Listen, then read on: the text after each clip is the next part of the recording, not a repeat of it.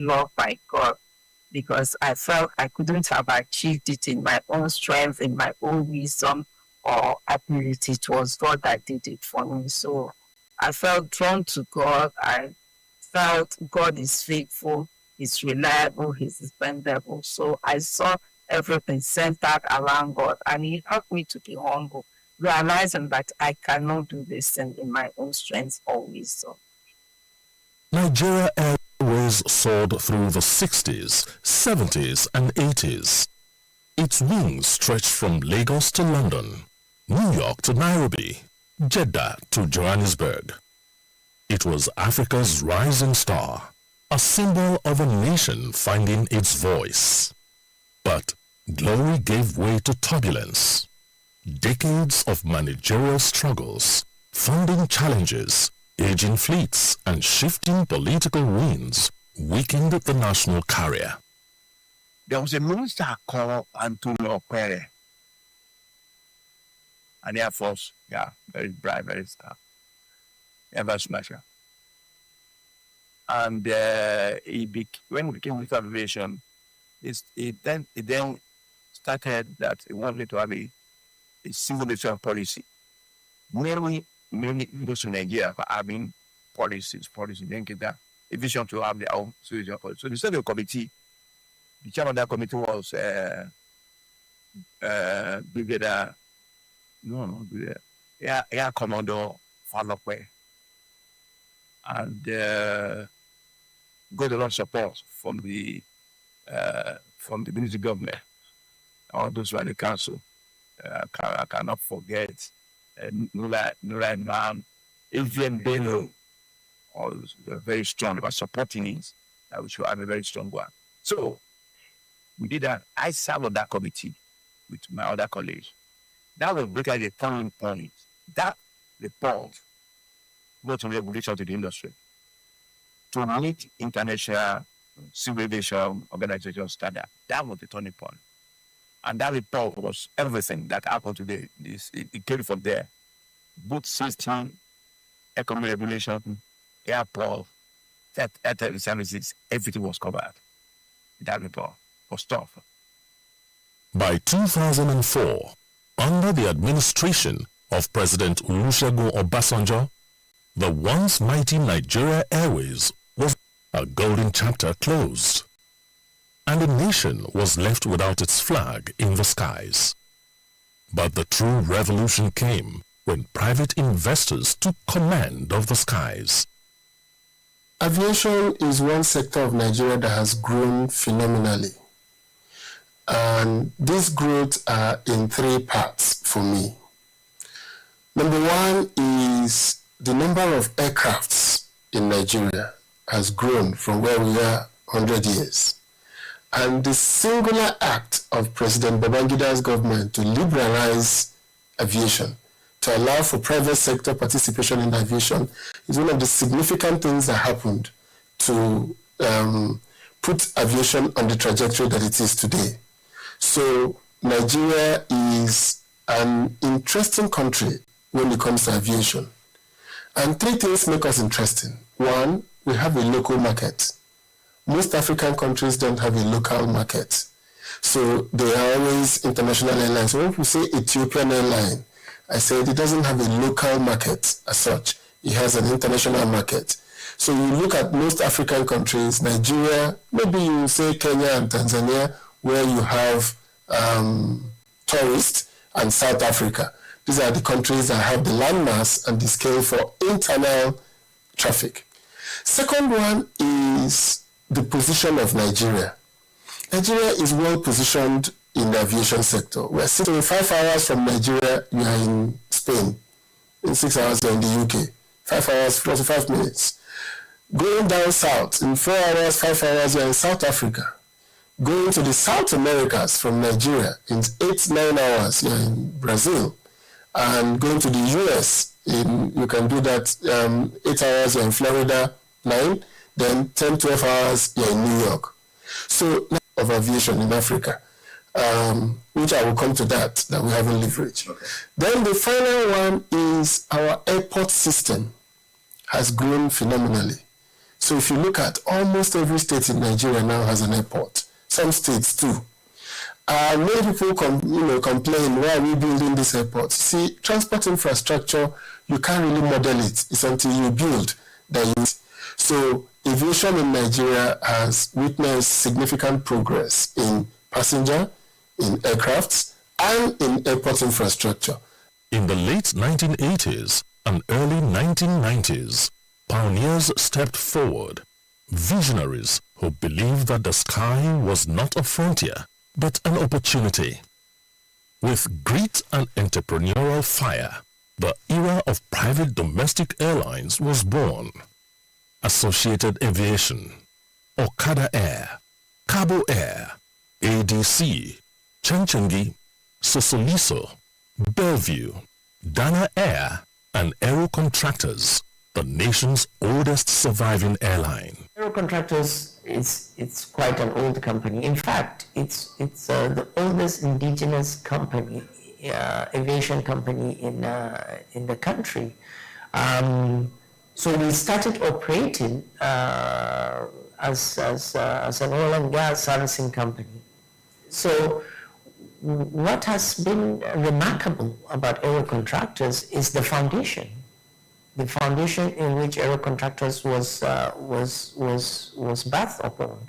So Aero Contractors was created based on to service oil and gas, and based on a very solid foundation. So yes, we went through a lot of turbulence. We're over 65 years old, and we went through a lot of turbulence during this period, over 6 decades of operation. And later, a new generation, Arik Air, Asman Air, Ibom Air, Renault, Exijets, Value Jets, Air Peace and others, each carrying the Nigerian spirit of resilience and connecting millions of journeys every year. When you're talking about 100 years of aviation in Nigeria, let me pay compliments to those who rode the tough terrain before us. I have to give them compliments, the likes of Okada, the likes of Chachangi, the likes of Cabo Airline, the likes of Oriental Airlines, and all of those. ADC, you see, I have to pay compliments to the foreigners. They did their best. Though many of them are no longer here with us, but we have to respect what they do. The deregulation of the industry was one of the best things that ever happened to the industry, because Higato used to be only Nigerian Airways, and you know what that brought to bear. But the moment the industry became deregulated in Nigeria, it changed the dynamics. So that was a huge milestone for the industry. And up to date, that deregulation has saved the country, because only the private airlines that have been running the show for so many years now. Then came the dark years, the heartbreaking air mishaps that stole lives, shook families, and tested the resilience of a nation determined to rise again. We haven't done badly. Total radar control coverage of Nigeria, project that came after the crashes of 2005, 2006.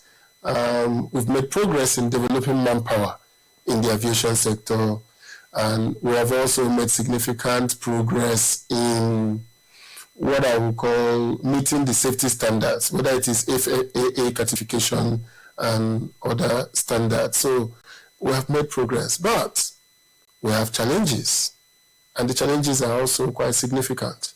Significant challenges we have is that the absence of capital for private businesses to scale in Nigeria.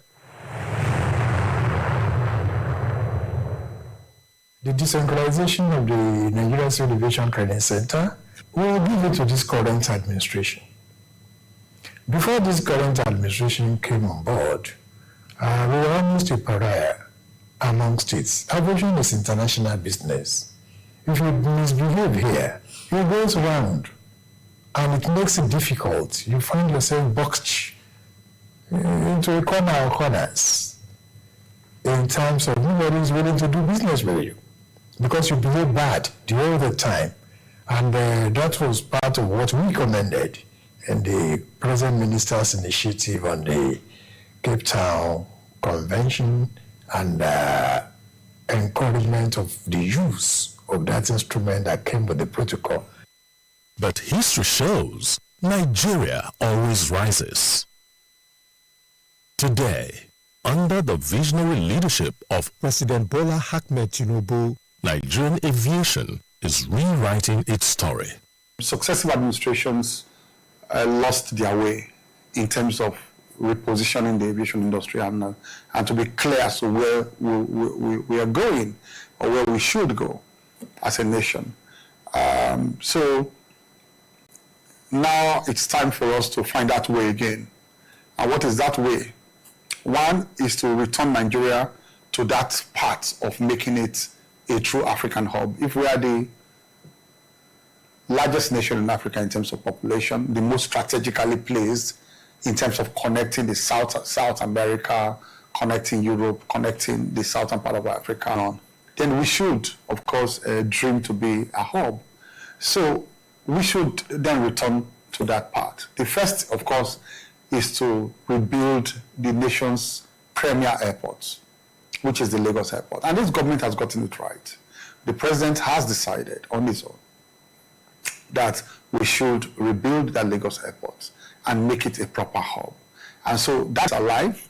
The president has made funds available. The president has approved of it. And we are in the process of rebuilding the Lagos Airport. The other one, of course, is to put more emphasis on protection of our domestic carriers so that we can make them grow and compete with other international airlines. We have done that, and you can see by policy shifts in terms of what we have done to support them. Signing of the practice direction, the DERA, to boost, their access to global financing and leasing of aircraft. And various other policies were put in place, like the insurance policy and other to support them. I'm sure you have heard the sound bites from some of the local airlines coming forward that now the government is now truly interested in supporting them. And they are beginning to, win the confidence of international lessors and financiers. So in terms of growing our national, our local domestic areas and supporting them, we are on the right track. With courage, clarity, and uncompromising reform, he has begun restoring order, rebuilding confidence, and returning Nigeria to the path of global aviation excellence. His transformational achievements include full domestication and implementation of the Cape Town Convention, a global aircraft financing framework that gives Nigeria credibility, unlocks investments, and enables airlines to access modern fleets at affordable rates. Activation and enforcement of IDERA, irrevocable deregistration of export request authorization. This restored international trust by guaranteeing lessors' rights, bringing Nigeria back to the good books of global aircraft financiers and leasing companies. Introduction of the NCAA Practice Direction for Aircraft Leasing and Operations. A directive reform that clarified procedures, eliminated confusion, reduced operational bottlenecks, and opened the door for seamless aircraft acquisition while protecting national interest. Rebuilding relationships with global aviation partners, including Boeing, ICAO, Emirates, Qatar Airways, and Africa's leading aviation bodies. Driving the modernization of airports, consumer protection systems, and safety oversights. Ensuring transparency, efficiency, and service quality for all passengers. Restoring Nigeria's global credibility through policy stability, accountability, and reform-driven leadership. The journey of FAN has indeed been transformational. if you look at a lot of our key airport infrastructure, so the like of Kanu, the likes of Murtala Mohammed International, also looking at the Port Harcourt International Airport, those airports have been in existence for almost 50 years. They've undergone major,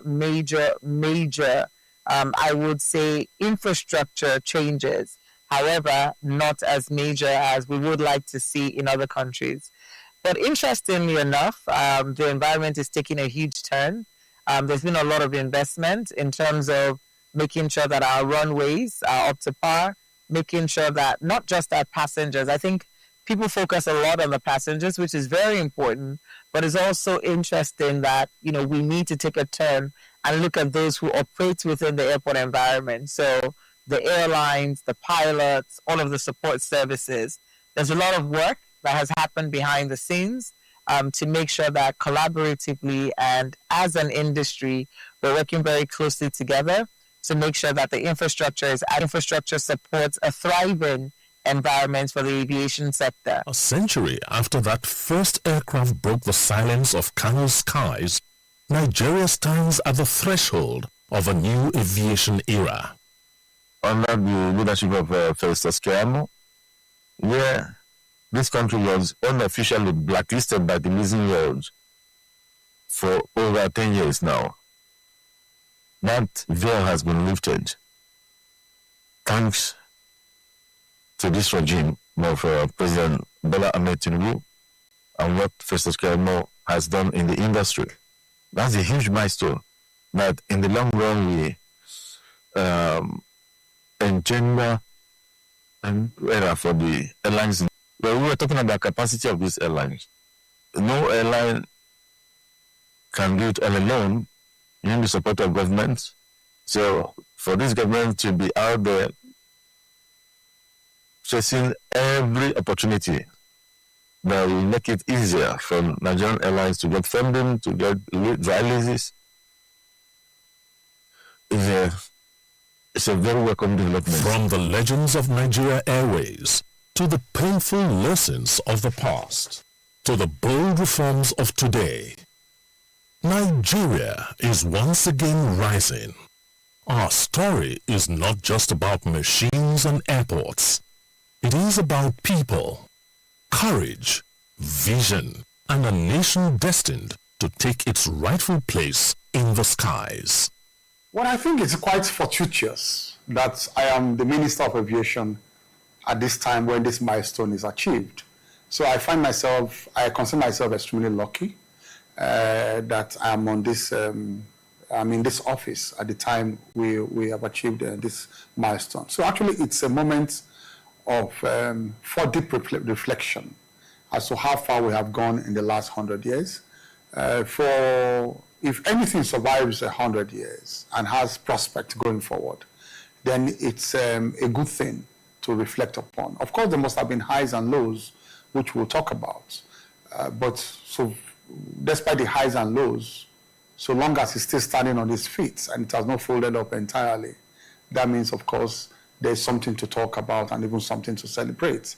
And I think that is what is important at this time, that we do a deep reflection of where we are coming from, and of course, to also see whether we have our goals clearly in sight as to where we are going. This is the centenary of aviation in Nigeria. 100 years of flight, 100 years of resilience, 100 years of a nation determined to soar. Fly high, Nigeria, let the world see. 100 years of wings, we're flying free. If you're putting your hands together, please make it louder. Reaching for the sky, our aviation dreams. 800 years.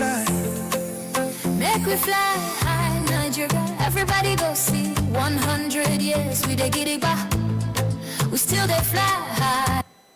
Celebrating 100 years of thriving in the aviation industry. Please put your hands together for every single player that has kept this industry alive, moving from strength to strength in spite of all the challenges that we have faced. Congratulations to everyone that is a player in this industry.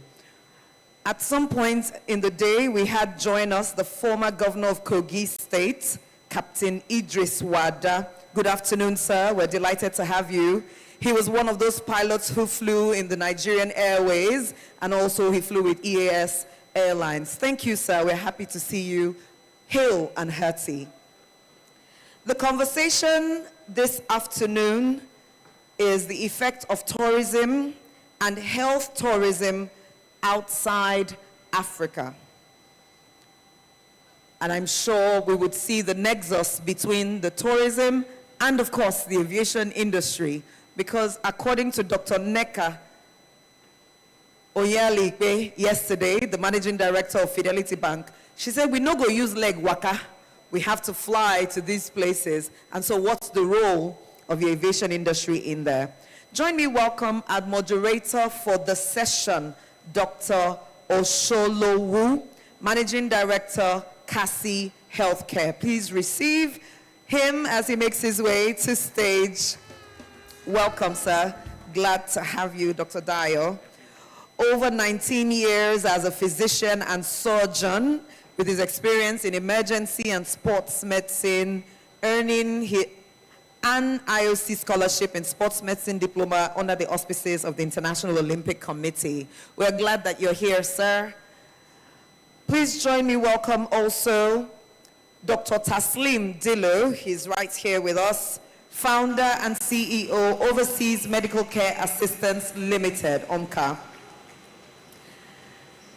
Under his leadership at OMCA, he has evolved from a premier Mauritian medical service provider into a dynamic international healthcare organization.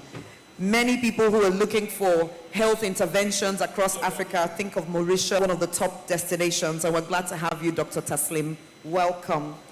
Join me, welcome back on stage for today, our mommy, Dr. Esther Shitu, General Manager, Aeromedical Standards at the Nigerian Civil Aviation Authority, NCAA. You already know she has served as a medical doctor for over 40 years. She served at some point in university in the Nigerian College of Aviation Technology, Zaria.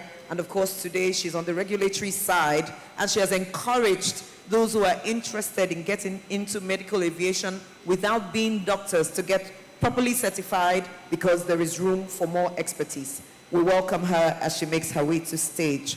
Dr. Chuka Imo, Chief Operating Officer, Kinetic Skincare, is also here. Please welcome Dr. Chuka. There he is. He makes his way to stage. Internationally, there's a way there, sir. Internationally certified, aesthetic board certified physician, successfully run a career over 2 decades with expertise in cost containment and financing innovation for a dollar portfolio, and delivering over $150 million in cost savings. BIND is an innovative approach to leverage collective entrepreneurial prowess across Africa. She's now seated, and we say welcome, ma'am. Mr. Moderator, sir, I hand the reins over to you for the next 50 minutes. Thank you. Thank you very much. Good afternoon to everyone. My name is Dr. Dio Sholo, and it's a real pleasure for me to be here at the first Nigerian International Airshow, and we have an excellent panel, and we are going to be talking about something I'm very passionate about, which is healthcare. And 10 years ago, I did a postgraduate in aerospace medicine, and that sort of stole my passion for healthcare. And now we have an intersection of both. But one thing is certain: the history of healthcare in Nigeria, the history of modern medicine in Nigeria, is closely linked to aviation. And the development of the sector is also closely linked to aviation.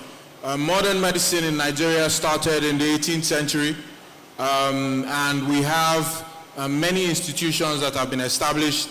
We have the first doctors, modern Nigerian doctors, who trained at the Royal College of Surgeons in Edinburgh.